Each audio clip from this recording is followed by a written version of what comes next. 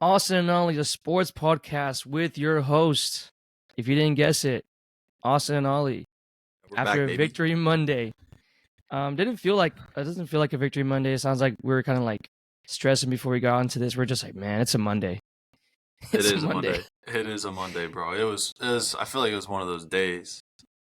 One of those days. Yeah, it doesn't feel like a victory Monday just because like we'll get into it with the Cowboys talk. They just, took care of business as we should. I had a little bit of like thinking that they were not gonna do it. I thought they were gonna lose. I was like, you know what, this is gonna be the DeVito game, you know? I was like, You're he's such gonna a do hater, it to bro. us. You're the He's worst. gonna do it to us.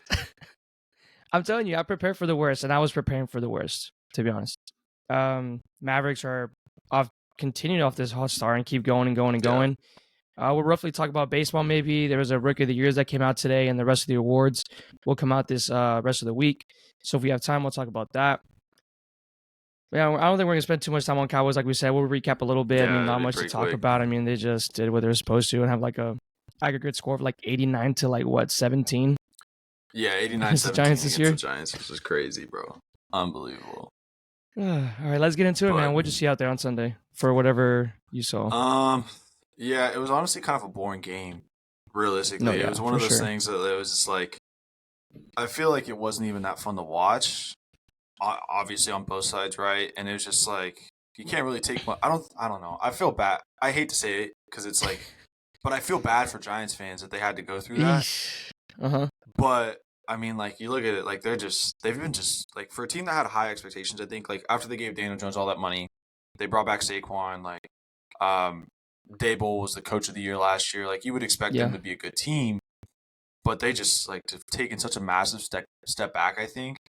And then obviously, right, like you're missing Daniel Jones. He just tore his ACL. Tyrod's a great quarterback. Like, I don't want to say great quarterback. He's a good quarterback in the NFL. Like, he's a good backup quarterback to have. Yeah, and he's proven that he can win games. And then you're starting a guy like Tommy DeVito that's like literally on his parents, like in his parents' house still, like never made a start in the NFL. Like, he's played in, I think this was his third game that he has like stats in. So it's tough from a Giants perspective to take anything positive out of that and really take anything from it, in my opinion. But like, I was like looking at the stats, and like the Giants are just absolute dog water this year. It's sad. They're bad, man. They're bad. They're 32nd. To see where they were at last year. Yeah. They're 32nd and 30 out of 32 teams in scoring offense, and then 29th out of 32 in scoring defense. So like, just in general, bro, like they're not really staying in games. Like, they've just been losing like tough games, and it is what it is, man. It sucks to be a Giants fan right now. I'll take the win. I'll take the win, though. It's not like I'm complaining about it. Yeah, it's the NFL, man. You grind out for these, and I don't care. I'm pretty sure we'll get a little bit into this, like we said, with Dak Prescott, and just obviously he had an amazing game, but everyone's gonna be like, "Oh, well, it's the Giants. It's whatever." Blah blah blah blah blah blah. Yeah. Like, I could give two shits. I'm sorry. He did all that. What he did in 3 quarters, 5 total touchdowns, over 400 yards, and it doesn't matter. It's an NFL defense. I don't want to consider it an NFL defense, but it's an NFL game. Like, it's, At the end of the day, right? Like, it's still the best of the best out there, and there's still like, you would expect them to be some of the best like players at those positions in the world, which they are. I mean, they have to be. They're in the NFL, so he's still doing like, it's still impressive, and it's still something. And it's not like the defense is really missing like that many people. I don't think, at least that was noteworthy. And still, like, maybe we just have their number. It is what it is. Like, obviously, like the 40-0 week 1 and then 49-17 yesterday. It was just one of those games, man, where it just like, just feels like it's a beatdown on all sides, which sucks. But hey, man, it is what it is. You take it and you move on. So you take it, and like this stretch of games, you need to win all those games, and need them. Eagles are about to go through their death schedule, because after that we're going to go through our death schedule too. So you have to run with these and just keep going. Yeah, and I think that's a good thing, right? Like, there's a bunch of positives to build on. Like, I'll start with Dak. 26 and 35, 404 yards, 4 tuds. Obviously had that one interception. I think it was in the second quarter, maybe, or something like that. Where it was definitely in the first half. That like, you're like, okay, like, what is he doing? Like, who's he throwing to? Like, here we go again. Like, what are we in for? And just to come back, man, I think he just absolutely balled out. Like, obviously he diced up the secondary. I think that His QBR was 97.2 out of 100, so I mean, damn near perfect. My God. Yeah. And just to see that is unbelievable. And then see like that leading and in, Brandon Cooks. Yeah, finally leading get to see into Brandon Cooks. leading into his weapons, right? Like Brandon Cooks, like that's kind of his like Cowboys like coming out game, right? Like 9 receptions, 173 yards, and a tud, and like now you're seeing like, oh, this is why we traded for him. And the bad thing is like we're still 6-3, I think is what we are, and he hasn't done anything really all season. So like like he's just now like he's getting like settled in the offense, which is good. I mean, you have like don't even get me started on CD, right? Like you just have like you have guys that are like can show that they can be a weapon, like they can be the weapon any week. I mean, last week it was CD and Jake Ferguson. This week's it's Brandon Cooks. I mean, we haven't really even had to have Tony Pollard have a big game. Like Michael Gallup, he's kind of gone through a stretch of a couple bad games, but like still like he could do anything in a moment. Like then there's the defense. It kind of can come at you from all sides, and it's just one of those days that like everything was clicking, and it's one of those things that are like it's a special day to be a player. I can imagine, right, or to be a coach and be excited, but like to be a fan, it's just like, oh man, everything looks like it's going right. And then like CD, man, what a stud. What a stud! Like, is there any more questions on him? Can we still question him? Can anyone still question him? You can't. And he said it. He said it right. Like I think in the post game press conference, he was literally like, and that's why I'm the number 1 receiver in NFL. And he's like, if there's any questions, I'll see you next week when I do it again. And I'm like, that's some confidence, dude. That's some crazy confidence. That's the mentality that you want to have, especially from your wide receiver 1. I mean, first receiver in NFL history to have 3 consecutive games with 10 receptions and 150 plus yards, 3 games in a row. Like, I mean, he finishes with 11 for 151 in the tud, plus that rushing touchdown that he had for another, and if you're wondering yards, right? why he was still playing in the fourth quarter with Cooper rushing, that's exactly why. That's exactly why. They ran some plays for him to get those yards, get the catches, and said, "Okay, you're done." I was pissed. I remember my friends were like, "Why the hell is CD still in?" I'm like, "Dude," but then I was like, "Oh, I remember now. They were talking about that record that no one's ever done it before. Like this would be the first ever in NFL. You know, like LeBron stat type shit." But he did it. He's the first one ever to do it. Got his catches, and he said, "All right, let me get the fuck out of here." Yeah. And what's crazy is I think in the last 4 games, since he was like talking about, I think it was after week 5 when he said like, "Hey, like throw me the ball, like I want the ball, like give it to me." And since then he has like 650 yards, he has like 650 yards receiving in 4 games, which is just unheard of. Like that's ridiculous. And it's I mean, you can't be any more excited to have him as your guy, like the guy. Mm-hmm. That's the guy you want, and that's the guy that's going to make a play. And he does it all over the field. Outside, slot. And there was already a lot of pressure on him when he first got in. Obviously, we already had a wide receiver core when he got drafted. Everyone was kind of like, why are you drafting a wide receiver at whatever? I was excited. I remember I was waiting, and I was like, dude, CeeDee Lamb is still on the board. I was too, bro. I was like, go CD, go CD. Yeah. You get CeeDee Lamb, and then you see him get number 88. So I think that's where it came with a lot of pressure. It was just a star in his head in general. Yeah, absolutely. We know everyone's going to be... I mean, that's why everyone's talking about, like, hey, no, he's not this, he's not that. And week in, week out, he shows you he's capable of it if you just give him the damn ball. And on top of that, he's wearing the 88 with Des Bryant. You can name all the 88s to ever wear the Cowboys uniform. And he's living up to that. I love it. He's got to, I love it.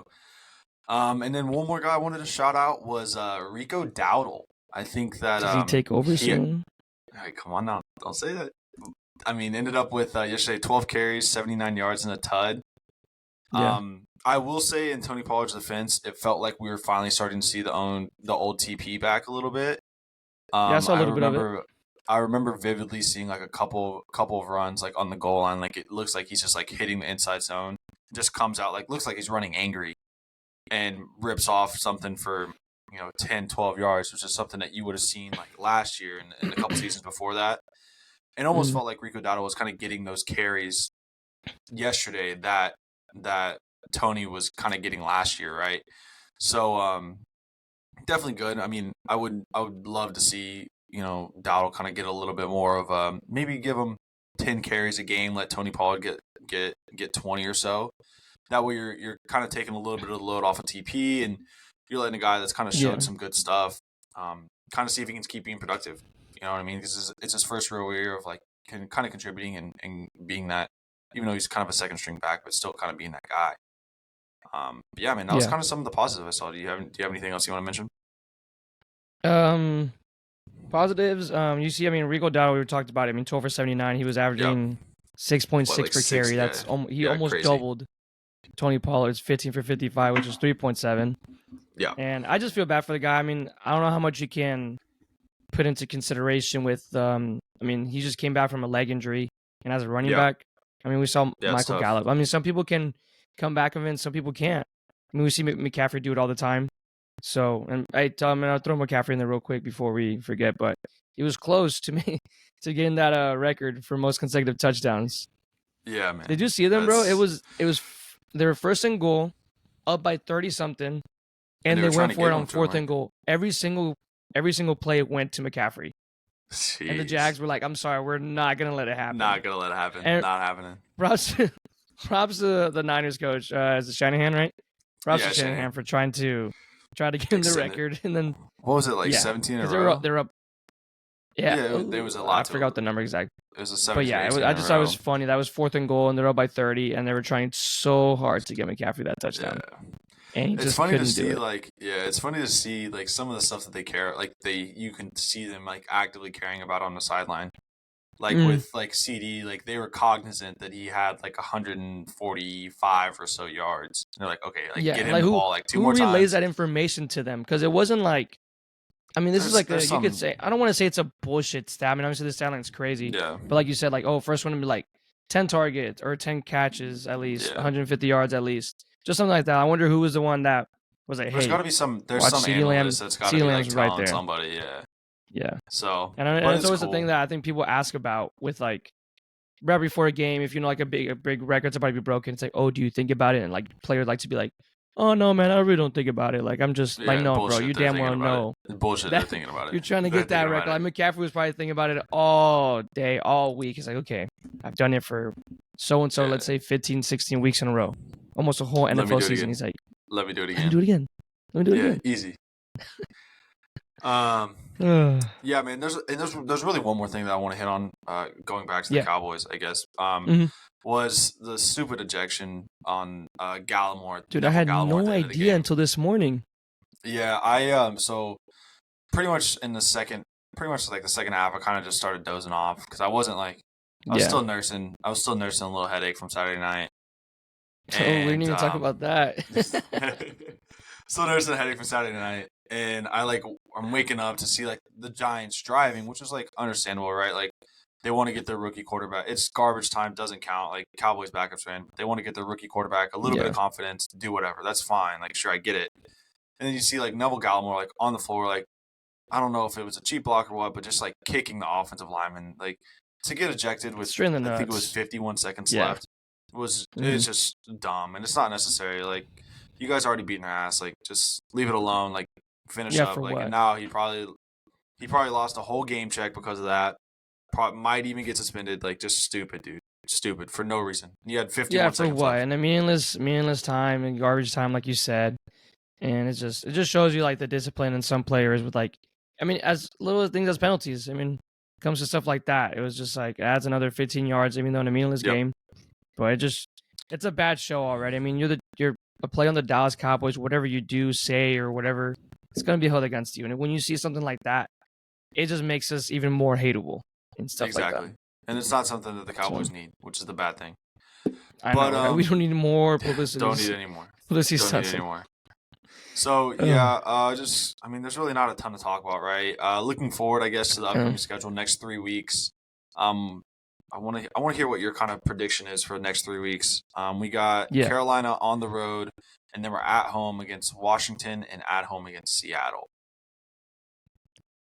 Carolina should be an easy dub. I think we open up at I think I heard 10.5. You go in there, you take care of business. I was just looking at fantasy wise because I have Dak as my quarterback. It said like I guess Carolina has a pretty decent defense. Yeah, it's 11 now.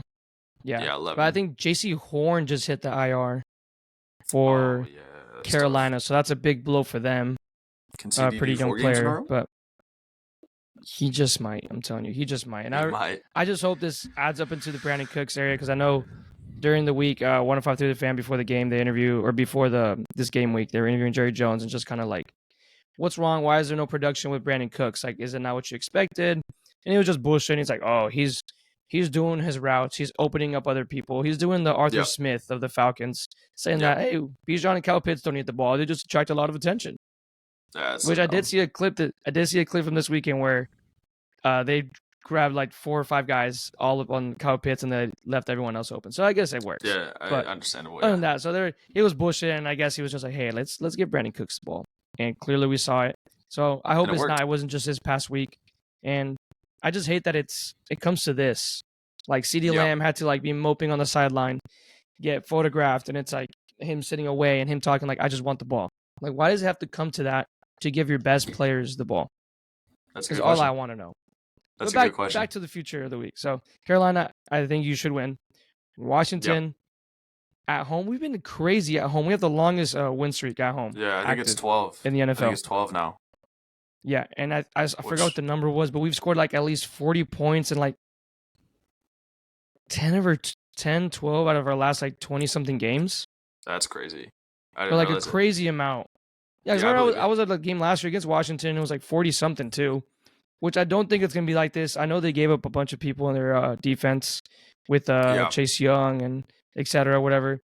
But I mean, we talked about it last week with hot takes where Sam Howell, dude, he had a game against us. I don't know if you remember. I think last year at Washington, he can show out, and he can sling it. Like, it's not like he's a scrub or anything. Yeah, he can sling it, and he can run the ball. He's athletic. If you let him run, he's gonna do it. And I feel like we struggle a lot with running quarterbacks. So I don't think it's gonna be an easy win, but you probably go into that game like 7.5 point favorites.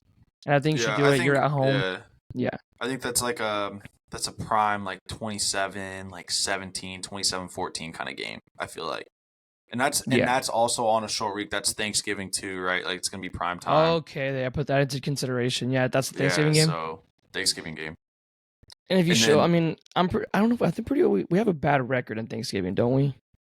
No, I think we're usually all right. I will say though. I remember losing to the Raiders a couple years ago. Yeah, that one made me sick. That was Yeah, so I don't know if that's just last year? Short memory. That one did make me sick. Oh no, because I think we had the Bills at some point too, right? We lost to the Bills. We lost to the Raiders. We won last year though, because I was at the game last year. It was against the Giants. Yeah. Okay. Yeah. I was at that one. It was 2 years ago. We had the Raiders in. Yeah, and I think the year before was the Bills, if I'm not mistaken.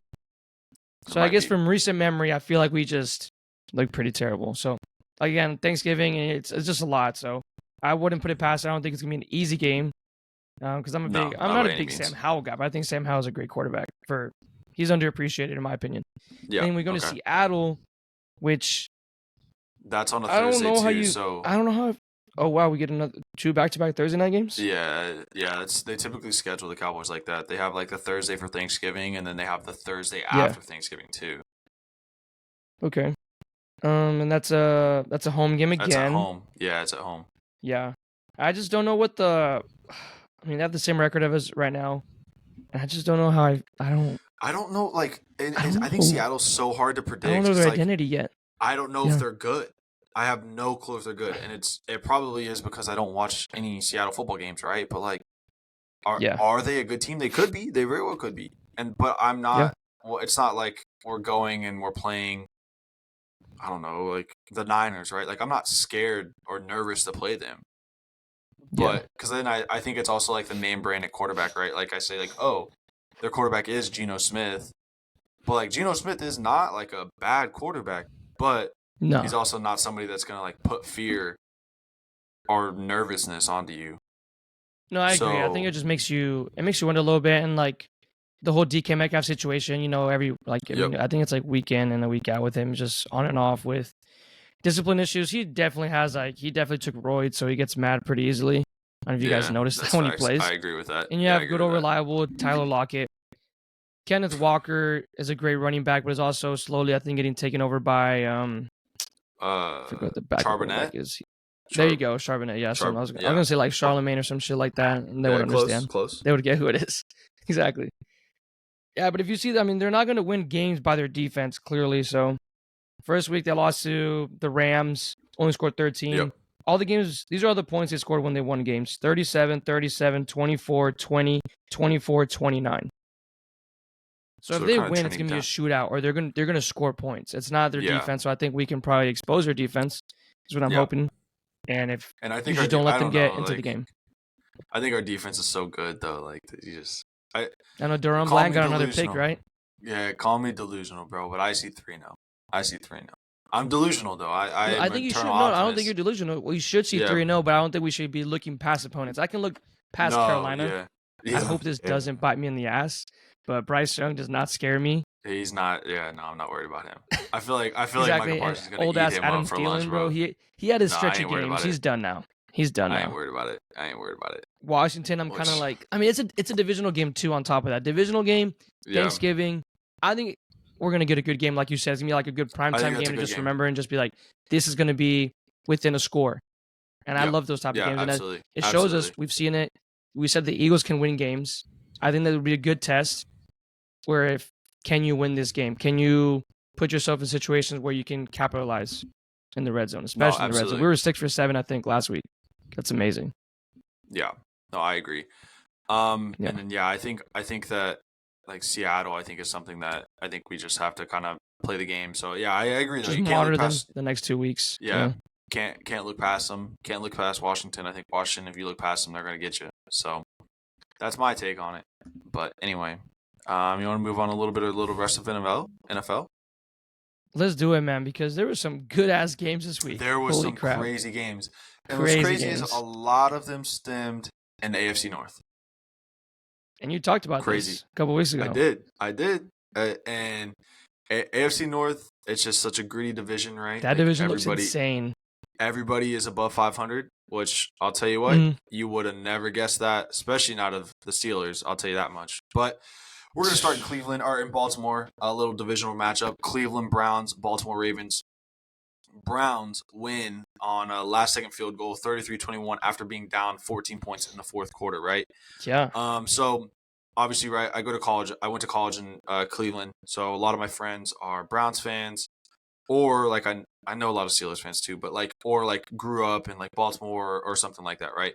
So, on my in my group chat, all I was seeing was, like, Deshaun Watson is a bum. Deshaun Watson sucks. I can't believe we paid this massage goer. I don't think they're wrong. They were slandering him, and then all of a sudden, like, I see, like, oh wait, like, hold on now, like he's kind of cooking, and then like they're going absolutely crazy because he goes 14 of 14 in the second half, like doesn't like not complete a pass, leads them back after being down 14 to win a game. Like it's a crazy game, and like in Baltimore was, I think they were 7-2. Maybe or something like that going into the week. Yeah. Lamar was in like MVP conversation, and then to be able to go and do that, like Deshaun Watson basically kind of told people to put some respect on my name. Basically, is what he, in my opinion, that's what he had to say. I'm not gonna respect him yet, if I'm being honest. I didn't really watch much of that game, but I just had him I have him in fantasy, and it's just like I just know that. I mean, I hate to be that guy, but he's not performing. He's also on my long season bet for touchdowns, and he just can't stay on the fucking field. And it looked like he got hurt towards the end too. So, he got hurt, and then he came back and he started balling in a little bit, I guess, and was enough to win the game. But shout out to the Browns, man. I mean, that's winning a game. That's what you got to do, and you're winning games when it matters most against big divisional opponents. Shout out to the AFC North in general. Yeah, shout out to the AFC North in general. Second game involving another AFC team. Houston Texans versus Cincinnati Bengals. Another game-winning field goal as time expires. Texans ended up winning 30-27 after another game-winning drive by C.J. Stroud. I think that's his third game-winning drive as a 22-year-old rookie in the NFL. This was a brand new kicker, too, for the Texans. Yeah. Amendola. He was from the XFL. Yeah. They had to assign someone because I don't know if you saw last week, they had their backup running back kick a field goal. Okay, yes, I did see the regular that. kicker got hurt. And he drilled that shit. When they go sign to practice, they signed the guy. He did drill that shit. They signed a guy, and he, I wish I had the stat, but he had like I think 4 field goals at least. 4 field goals that game. Yeah, so it wasn't like he had the game-winning field goal too and all that stuff. So it was massive for him. So it was scriptwriters went crazy. That's how I saw it as. I know I was watching closely because of Joe Burrow as my fantasy quarterback. Joe Shiesty, he threw 2 picks. but no one's talking about his 2 picks. But look, people are talking about Dak Prescott's pick in a fucking blowout. But hey, typical. Hey, that's what the star in happens the helmet, baby. when you wear the star. That's the star. That's what happens. I love it. Bring me that shit, bro. But yeah, I will he say throws another pick, or throws 2 picks and 2 crucial picks. Yeah, and that was like just an absolutely great quarterback matchup. I think they were kind of both dueling. Stroud went 23 of 39 for 356, tud and a pick, and then Joe Burrow went 27 of 40 for 347. So both like right around 350 yards with 2 tuds and 2 picks. Yeah. But like what the separator is between the two of them was C.J. Stroud 71.1 QBR. So like 50 is the average, right? And anything over like 65 or 70 is a great performance. Joe Burrow 37 QBR. I saw you write that. Is that right? Like you're for sure it's 37. No, I swear. Yeah, that's straight from the stats, baby. Golly. Which is crazy because that just means that like he's just like, I mean, obviously, right? The picks, like bad picks, taking sacks. Yeah, and especially where you were at. Yeah. Yeah, making bad decisions, man. And then the Texans had lost that game by themselves because they were up by like, was it 10 or 13 with like 3 or something minutes left. They get the ball back because I think, that's when Stroud threw the pick. So I think it was in a crucial more moment. So they get that ball back and they scored a tutty. And the Bengals should have put that game to bed. They should have. It was Tyler Boyd. Tyler Boyd? Touchdown pass. Tyler Boyd, dude. I was mad at you too because it was in my fantasy. I was like, dude, catch that shit. And then obviously they go for the field goal. And CJ Stroud, I was like, dude, this is what NFL scriptwriters go crazy about. A rookie quarterback in the MVP conversation, I think, personally. He's a dog. That's crazy. That's a good hot take. You have a backup quarterback, or you have the backup kicker. He's like, and he's going to walk it off for you on the road. Crazy. Yeah. Props to the kicker. I think kickers deserve a lot more love. Yeah, I agree. And I think the Texans are a sneaky, 5-4? 6-4 maybe? I think they can make playoffs, yeah. Yeah, I think they have a shot at making playoffs. They're 5-4, yeah. 5-4, yeah. And that's, I mean, that AFC South isn't like a great division. I mean, I know you have the Jags at 6-3. They got absolutely humiliated by the Niners. Yeah. Yeah, so, 6-3, and then you got 5-4, and then Colts 5-5, and then Titans 3-6. Yeah, so like that's anybody. I mean, I don't want to say that it's like the Titans are probably out of it, but I think really it's between Houston and and Jacksonville, and I think that like if CJ Stroud can keep balling like he is, and I mean, obviously Jacksonville just kind of showed they're vulnerable to getting just dog walk like they did against San Francisco. So I think it's a good shout, man. I think it's a good shout. So last game in the AFC North that we want to talk about: Green Bay Packers, Pittsburgh Steelers. Steelers win 23-19. After I think it's every game this season, they have had less yards than their opponent. Who has? It doesn't make the Steelers. They haven't outgained their opponent. That doesn't surprise me. They haven't outgained their opponent in a single game. 6-3. 6-3 makes no sense. Perfectly in the playoff picture. And what's even crazier is to prove that Mike Tomlin is an all-time great head coach. The Steelers have won 9 straight one-score games dating back to last year. You got to win games. And like, talk about it. You got to win games. You got to know how to win games. And like, doesn't matter Jenny Pickett, small hands Jenny Pickett, like has. He wears 2 gloves, dude. Yeah. Just like I don't know. You're winning games with Kenny Pickett. It's unbelievable to me. It makes no sense. That Steelers defense though is like something crazy, and it makes me sick. Anytime I see TJ Watt succeeding, makes me sick. To know that we had TJ Watt, we fumbled TJ Watt. That makes me sick. We drafted Taco was that Charlton, the Taco? Yes, bro. Taco Charlton. Imagine if you had TJ Watt and Micah, and just on both sides, and DeMarcus Lawrence. Makes me sick. But anyway, neither here nor there. That's in the past. Mike Tomlin, all-time great head coach. He hasn't had a losing season, right? Never had a losing season. Always. That's crazy, dude. I think last year they like barely snuck out. I think they were close. I was gonna say I think they were close because I remember they were really close. Yeah. Yeah. So it was almost his last one, but that kind of leads us to a little new segment. What's the segment? What's the segment? We have our first sponsor. This is crazy. First sponsor. All right, guys. This is brought to you guys by FTM Analytics. So let me give you guys a little bit of backstory, right? FTM Analytics is basically like a a sports betting data analytics merging into one, right? So their whole deal is helping bettors be educated. They're unleashing the power of sports betting analytics to help you turn data into dollars, which is crazy, right? They have over 10 years of in the industry. On their website, they have elite like data analytics tools that helps you like analyze any kind of game that you're looking at. They have a super big, vast archive of data and trends that help sports bettors stay informed whenever they're making betting decisions. So one of the things that kind of led us to talk to like work with FTM Analytics, right? Obviously, last week I was nerding out over all those expected points added, the numbers. I think it's like super interesting, and obviously, right, when you're trying to gamble, you like to make an informed decision on what you're doing, and I think there's no better way to do it than with data analytics, right? So kind of pairing that together. Exactly. Yeah, how did they do it last week? You had how did they do last week? Oh, on what was it? I guess it was 13 different games. They went 26-10 in regards to their money line picks, their spread picks, and their over/under picks. Is that good? Unbelievable. Is that good? Is that good? I don't know. I think that's good. I think that's good.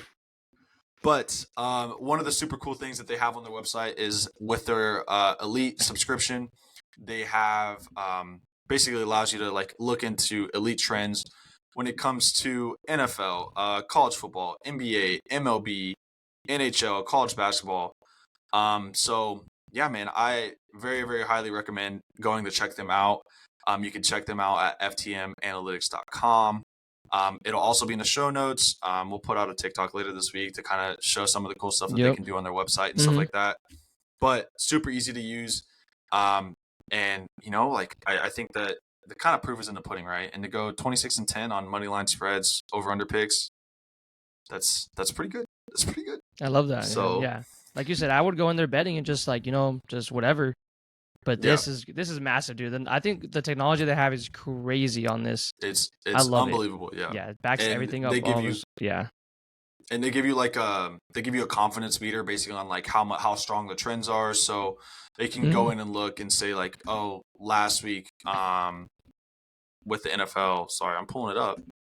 Let's look. Last week, in regards to the San Francisco-Jacksonville game. Well, if you look at the spread, San Francisco was minus 172 when it came to the favorites. They gave you like a 4 or 3.5 star rating. But where it really was like they were super confident. Out of 5 stars, they gave it 4.5 stars that the under was going to hit.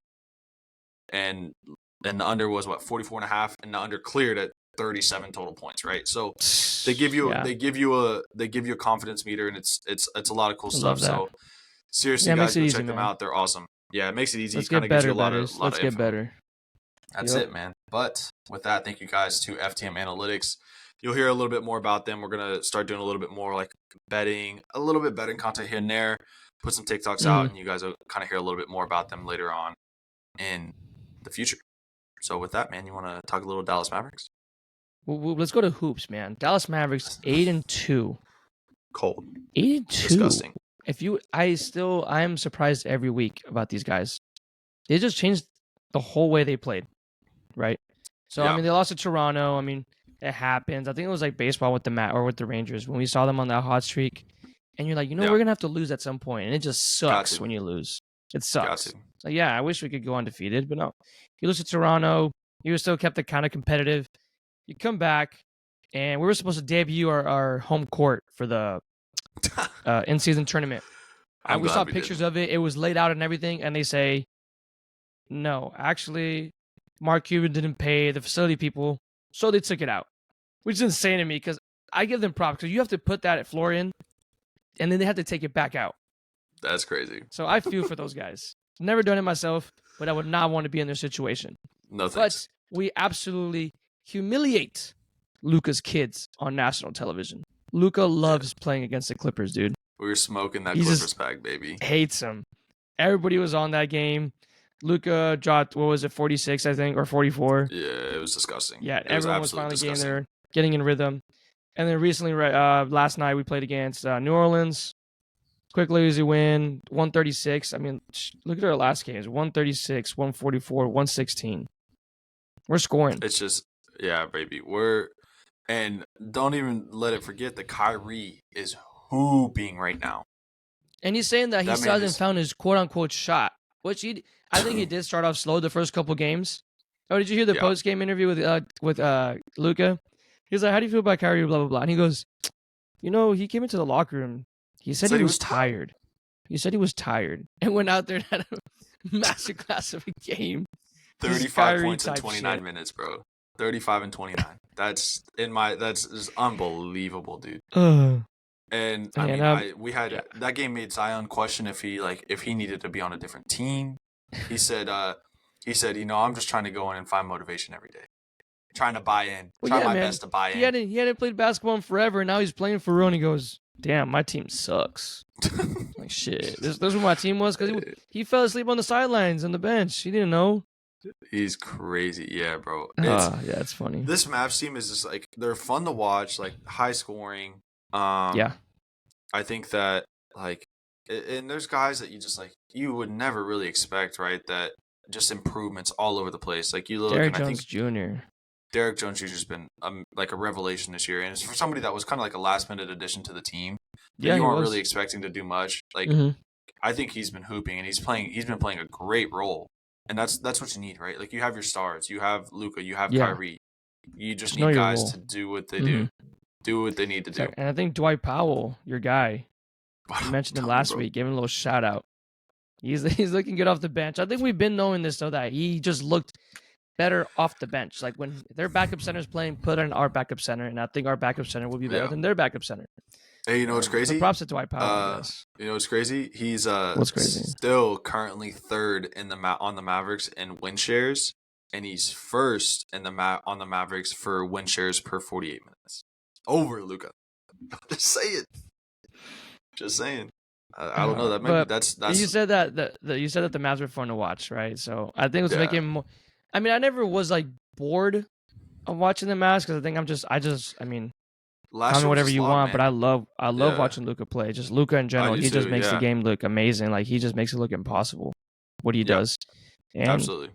Yeah, and obviously the last couple games or the last couple seasons we would see, or at least last season, it would always be Luka playing the whole first quarter, gets the break, comes in like the 7-minute mark, depending on whatever, and decided to switch it up this year.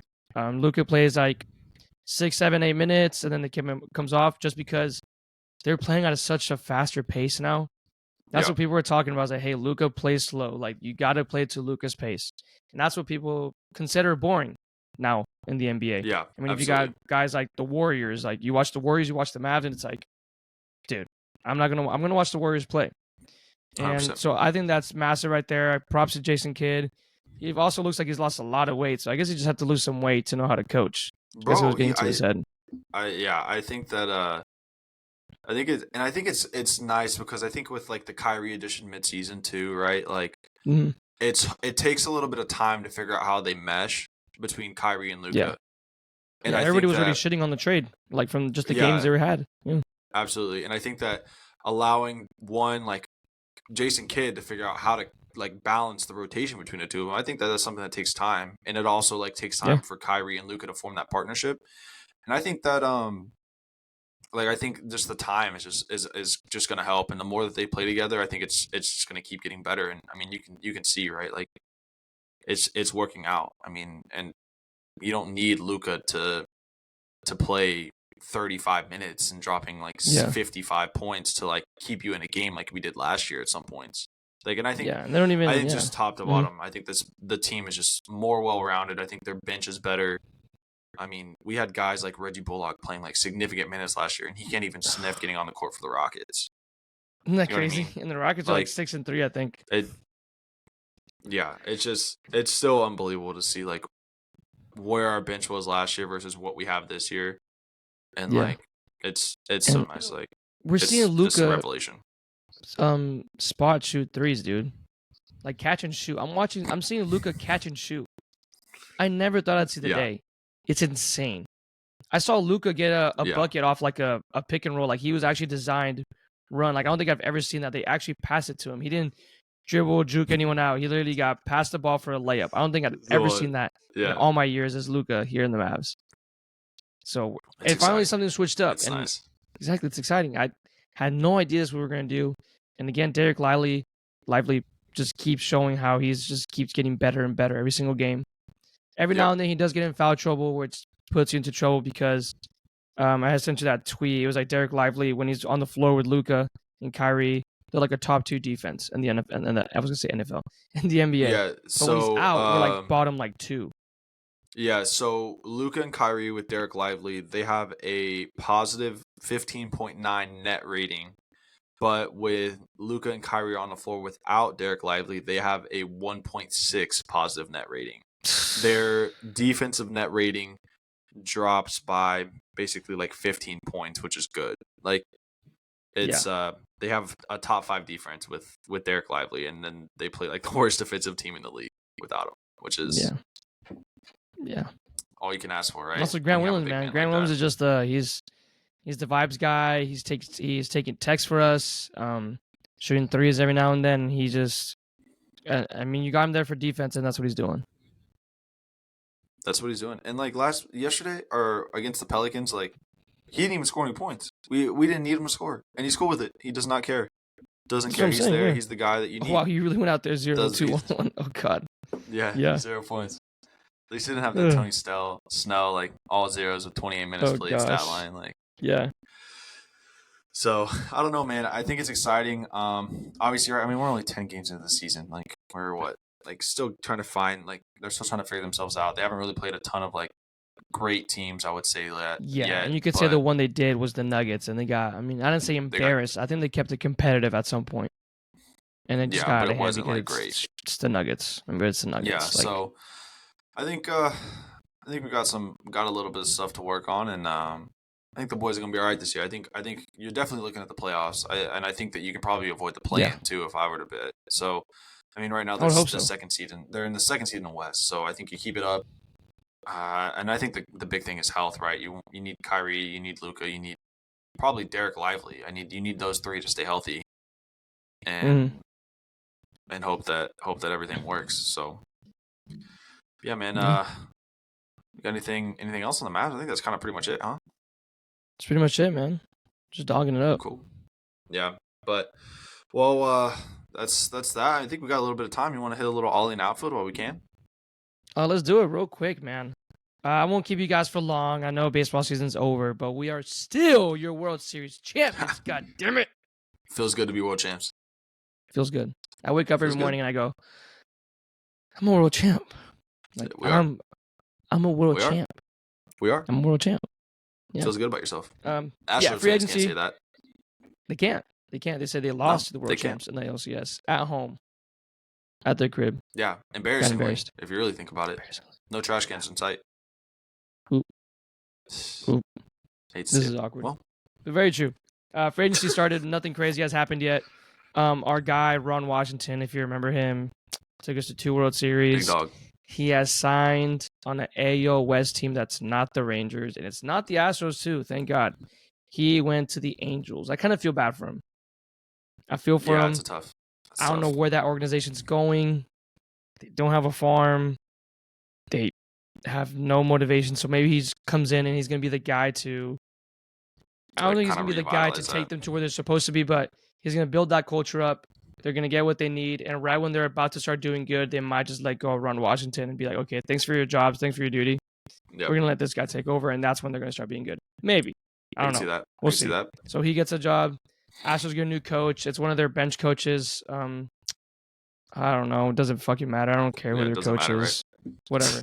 But they did that. That's around the AL West. And we had a Rookie of the Years come out.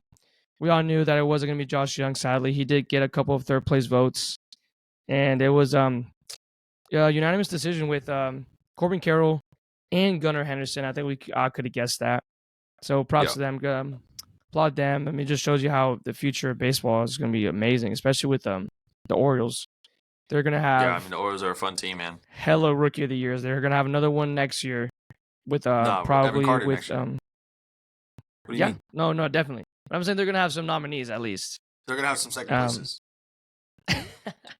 Well, then... So, yeah, I need your attitude. In 2 years, we're going to have Wyatt Langford. So maybe in 3 years. Maybe in 3 years, I'll have somebody. Dude, Wyatt Langford, oh my God. I don't want to. Oh.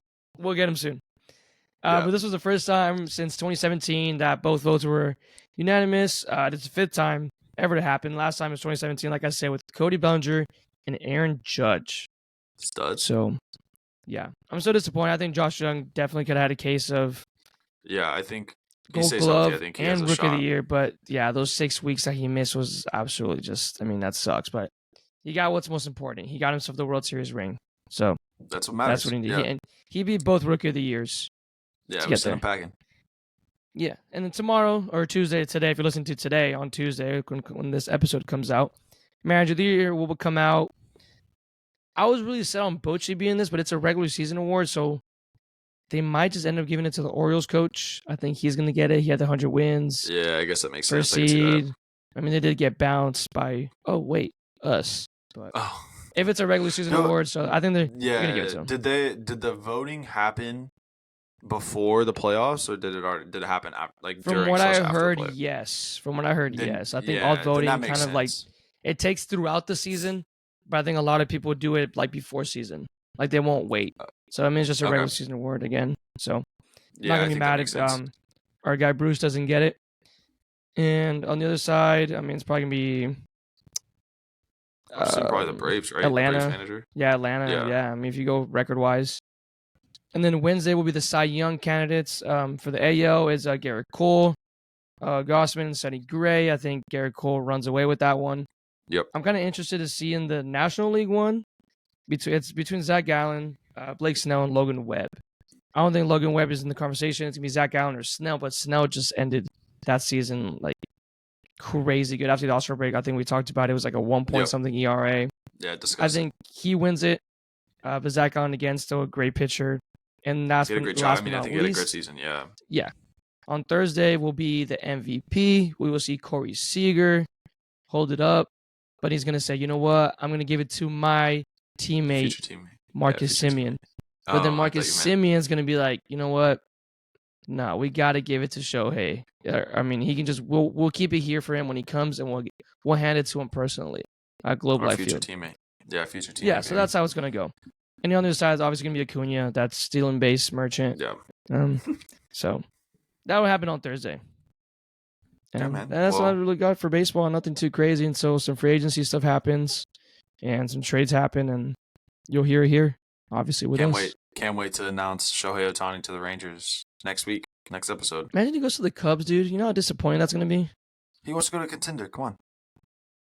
I know that, but like, what better supposedly, contender? I don't know if this story was true, but Yu Darvish sat down with him and was like, "Yeah, man, you go to Chicago, go to Chicago, go to Chicago." I could have gotten ball sacked on that one, but yeah. It's okay. It's okay. Well, with Ollie hanging up his glove, we're gonna take it to hot takes, the ones that we solicited from our Instagram followers. Like I said, go follow us on Instagram at Austin_and_Ollie. Typically the day that we record, which is usually most Mondays or day after Cowboys games, we will ask for your hot takes. So please give us a hot take. The people that we use as hot takes, we're probably going to do 3 or 4 of them today. We're going to give them, shout them out in our show notes. Send them a message, say thanks. We use your hot take. Tune in next week. Yeah. Or tune in tomorrow. But the first one is from my boy Spiros Roumeliotis, and his at is too tough. It's a little Greek. He said the Browns would be at the same record, if not better, with Baker or Josh Dobbs at quarterback. Debate a wall. I don't know. Have you seen what Baker's been doing this season? I'm very pro Baker, and I've kind of always been that way. But Baker Mayfield has been absolutely cooking with the Bucs this season. And I know you had kind of mentioned it already, right? Like Deshaun, like he's your fantasy quarterback, not really been good, hasn't been on the same, like really hasn't been on the field. Like Baker's gonna be on the field, man. I don't know. I think that and then Mike Evans on the way for another 1K yard season. Yeah. I mean, what could Baker do in that division? I don't know. I don't think it's that hot. I think some people won't agree with it. I don't hate it. I don't hate it at all. I think the Dobbs one might be reaching just for like recent biasly, but when you saw him last year, and then props to Dobbs, he's doing some crazy stuff. Winning, starting 2-0 with the Vikings, giving a chance for Jay Jettas to actually come back and play meaningful football. So I'm rooting for him, obviously. So yeah, that's a good take. It's a good take. I think it's a good take, and I think that really it's like a little bit of that like Fitz magic effect. That kind of guy that's got like a lot of like just like grit and like is just in a good scenario and it's just kind of working out. And I think at some point, right, like Cinderella did turn into a pumpkin. You know what I mean? So maybe we see him, kind of figure it out and realize why he hasn't like been starting in the NFL. So did Baker ever play with Amari? I don't think so, right? No, because I think this is Amari's second season. Yeah, it's his second season. This is Deshaun's second season. Yeah, because Baker wasn't on that team last year. Okay. No, I was just making sure. Yeah, so I think with these weapons, I mean, if he's doing this with Mike Evans, Chris Godwin, I mean, I think he could do with the. Yeah, I think he can do it. I mean, he's also like was the Browns quarterback that led them to their first like playoff win in forever, and in Pittsburgh against their biggest rival, right? Like, so that's he's got to have something, So that was a good take. I think that's a good take, personally. It's valid. So the next one is from Russell Gray, and is at Russell Gray, and he says the Mavericks should still trade for a big man. What do you think about that? It's a lot of Dwight Powell slander. Depending on what I know, right? I think we should put some respect on Dwight Howell's offensive rating, right? Yeah, if he keeps up like this, bro, best like historically saying, ever. Bro. Oh man, I think I don't hate it because let's say you want to be serious contenders. Think about if you just have Derek Lively coming off the bench. Like let's say it's Clint Capella, right? Yeah. Start Clint Capella, you bring him out, and then it's going to be Derek Lively. And he can probably play a little bit more aggressive, knowing that he's not going to play the full, 20, 25 minutes he's playing. So back to like 15, 12. I mean, there'll be some really impactful minutes. So I'm not opposed to still trading for a center if you get rid of Powell and just, I mean, I wouldn't mind it. I don't think it's a terrible thing to do. Would you trade 6th Man of the Year candidate Tim Hardaway Jr. for, let's say, Clint Capella? I guess the question is, how long can Tim hold this up? That's my question is, how much do you value Tim Hardaway Jr. right now? Right now, he's got to be high. So I think you can probably get a lot from him right now. Yeah. If you were to trade him right now. Which is when you want to do as a trade, you want to trade high. He's the third leading scorer on the Mavs right now, which is kind of crazy to think about. And it's not that far off from Kyrie, if I'm correct. Like, the difference between the two of them is really not that far. Like, I think Hardaway's averaging almost 18. Which is unbelievable. Yeah, 18. Kyrie's at 23, and Luka's averaging 32.6. Stud. Yeah. So, man, that you lose an offensive weapon. Yeah, it's tough. That's tough. You just stumped me on that one. That's tough. That's tough. But I think right now I wouldn't. I think that's a good take too. Yeah, I think that's fair. I think I wouldn't trade Timmy. Because, that opens up minutes for, like Jaden Hardy, Seth Curry. Yeah, some Seth of those Curry's other not guards even... on the bench. Dante Exum. He's just there. Yeah. Yeah, so I don't know. I think that's a good shout. That's a good question. I think it's who do you package around it? I mean, maybe you trade Josh Green. See, that I wouldn't be opposed to. But I know we just gave him a contract, and the Mavs really like him and Jaden Hardy. We gave him a new contract? I thought he signed a new contract. Yeah, he signed a contract like a couple weeks ago. I didn't 2 weeks ago. I guess I missed it. Yeah, I'm pretty sure.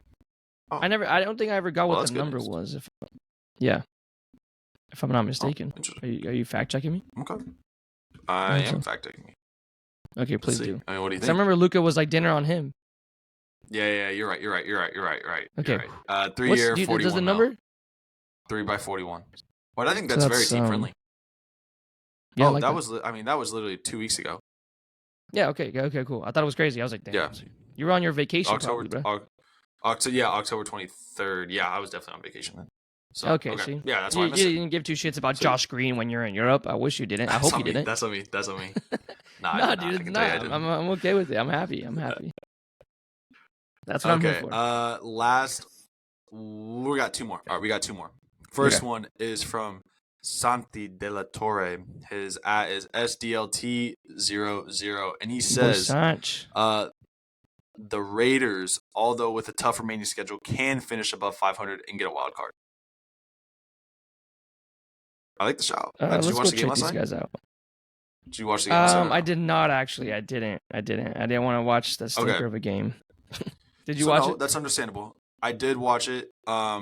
So right now they are sitting at, what are they sitting at? It's 5-5. 5-5. I think they're sitting at 5-5. They're starting a rookie quarterback, but the big deal is they have a whole new vibe going on. They got Antonio Pierce. Yeah, they're riding high. Is their interim head coach right now. Everybody's playing for he's just kind of dumbing it down and saying, "Oh, we have one of the best receivers in football. Let's get him the ball." Look what happened with CD. Yeah. Crazy. It works out. Oh, you get Devontae Adams the ball. You give your best player the ball. What? You give Devontae Adams the ball. You give Josh Jacobs the ball. Let him actually kind of ball out, do a little something. Like you're gonna do all right. And then, I think they have a good defense. It hasn't been like a great defensive season, but this is they got some studs. So I don't know, man. I think that I don't know who their remaining schedule is, but I know they're kind of in a tough division with the Chiefs. Yeah, I got it pulled up right here. If you want to throw you out there the next games. Yeah, Dolphins, Chiefs, Vikings, Chargers, Chiefs, Colts, Broncos. I think they beat the Broncos. They beat the Colts. Beat the Chargers. So I get some 8 wins. It's 8-5. I bet they can beat the Chiefs at home. That's 9 wins. Oh wow. Okay. So yeah, I could see them going 500.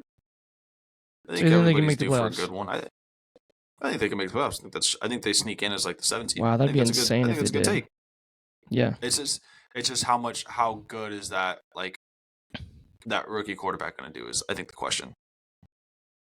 So just take care of the ball. Take care of the ball. Take care of the ball. Something that Josh Allen isn't doing right now while he's down 15-8 to the Bills or to the Broncos. No, don't tell me that, bro. I need Josh Allen to do something tonight because he's my fantasy quarterback and I'm down by 8. 9 for 15, 86 yards, 2 interceptions. Oh, brother, I'm so good. You're down by 8? I'm down by 8, and he has Dalton Kincaid, and I have Josh Allen. You have Dalton Kincaid and Josh Allen? No, he has Dalton Kincaid. Oh, he has Dalton Kincaid. I have Josh Allen. Yeah. So. I'm here for it. He's stepping it up. I love it. Yeah. I think he's leading the NFL in interceptions right now, actually. He is. 9. But who's talking about it? I guess now. No one. No, nobody. No one, because it's Josh Allen. No one, because it's Josh Allen. Yeah. Anyway. And then the last one from our barber, big Hiram. Hiram.mtz319. He gave us 4 ones, and 2 of them are laughable. The one that I'm going to talk about. Hey, that's our barber, dude. Be careful right there. Yeah, he's going to go crazy next time I see him. Cowboy, he said, it's not really a hot take. I'm going to say this one, and I'm going to say the one that I want to say. The Cowboys are still not as impressive as they should be, which I don't think that's a hot take. I think we've kind of agreed with that all season. Yeah, okay. Yeah, I'm not mad about that. But the one, it's a little bit different subject than we're talking to, is Francis Ngannou would beat Mike Tyson in his prime if he were to always trained in boxing. I think that's a hot take. I think it's a hot take. I'm not a boxing expert. He can beat Mike Tyson? There's no way he can beat Mike Tyson. I didn't know you had that in your bag. Come on now. I didn't know you had that in the bag, bro. Who doesn't? Who doesn't? I mean, he went rounds with Tyson Fury, I guess. I don't know, maybe. But Ngannou's a big scary man. I'll tell you that much. Yeah. I wouldn't want to step in the ring with him. I'd be cooked. No, for sure. But no. Anyway, with that is our hot takes. Like I said, please send them to us every week. We're going to ask for them. And like I said, you guys are smashing on Instagram, guys. You guys are smashing on the views, on the likes. I love it, boys. We'll keep it coming for you guys, I promise. Keep it coming. We're going to keep working on it.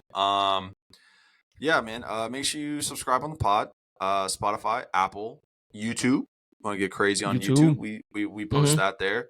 Follow us on Instagram, Austin_and_Ollie. Follow us on TikTok. I think it's just at Austin and Ollie. Austin and Ollie, yep. Yeah. Yep. And then, just go follow Ollie and I on our own, personal ones too. That'd be cool. We have them linked in the Instagram bio. They're in the show notes. So, boost the followers up for us. And one last thank you to FTM Analytics. Please make sure to go check them out. Go check them out. They have a great platform. Very, very much worth it. And like I said, you guys are going to be hearing more about them in the weeks to come. So with that, guys, that was another episode of Austin Ollie, a sports podcast. Hopefully next Monday, I guess we have a little victory Monday. That'd be kind of nice. Yeah, that would be nice. But with that, guys, we'll see you guys next time. Peace.